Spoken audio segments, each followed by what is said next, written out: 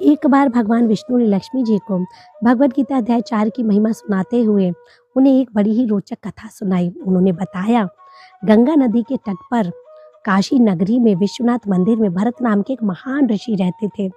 वो ऋषि बड़े ही तपस्वी थे। भगवान की भक्ति में हमेशा ओतप्रोत रहते थे। भगवद गीता अध्याय 4 का अध्ययन वो नित्य रोज किया करते थे। इसके फलस्वरूप उनका चित्त एकदम शुद्ध हो गया था। उसमें कोई भौतिक कल्मश नहीं रह गया था। एक बार भगवान कृष्ण की इच्छा से वो तपोवन को जाते हैं और वहाँ से वापसी में उन्हें 2 बेल वृक्ष नजर आते हैं।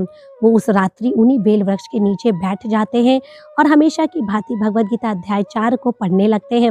उन पेड़ों ने भी भगवद गीता अध्याय 4 के श्लोकों को सुना। फिर अगली सुबह वो वहाँ से चले जाते हैं। 6 महीने के भीतर वो दोनों पेड़ सूख कर मर जाते हैं और पेड़ उन्हीं से मुक्त होकर एक ब्राह्मण परिवार में 2 कन्याओं के रूप में जन्म लेते हैं। ये कन्याएं जब 7 वर्ष की हो जाती हैं तो काशी नगरी जाती हैं और भरत नाम के ऋषि को देखकर वो उन्हें पहचान जाती हैं और उनको प्रणाम करती हैं और धन्यवाद बोलती हैं कि आपकी वजह से हमें पेड़ योनि से मुक्ति मिली। भरत को ये जानकर बड़ा ही अचंभा हुआ तो उनसे पूछते हैं कि मैंने ऐसा क्या किया और आपको पेड़ योनि क्यों प्राप्त हुई। तो वो बताती हैं, गोदावरी नदी के तट पे चिन्नपाप नाम का एक जगह था।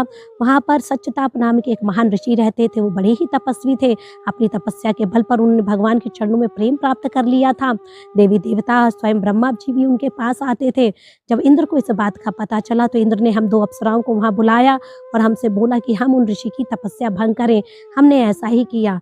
जब ऋषि ने हमको ऐसा करते देखा तो क्रोध के कारण उन्होंने हमें पेड़ बनने का श्राप दे दिया। जब हमने उनसे क्षमा मांगी तो उन्होंने कहा, आप चिंता ना करें, भरत नाम के एक ऋषि आएंगे, उनके प्रताप से आपको पेड़ योनि से मुक्ति मिलेगी।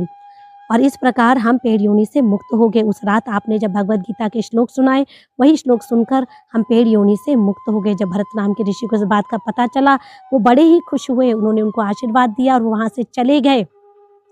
इसके बाद उन कन्याओं ने जीवन भर उन भगवद गीता श्लोकों का अध्ययन किया और उन्होंने भी भगवान के चरणों में प्रेम प्राप्ति की और वैकुंठ को गईं। देवी देवताओं के लिए भगवान को प्राप्त करना इतना सरल नहीं है। ये सिर्फ मनुष्य योनि में मिल सकता है।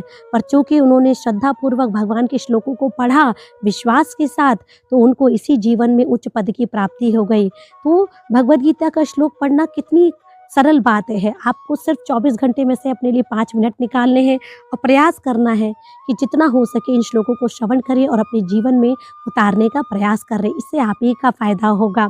मैं आशा करती हूँ आप हर रोज भगवद गीता अध्याय श्लोकों का अध्ययन करेंगे और अपने जीवन में इनको ढालने का प्रयास करेंगे। हरे कृष्णा।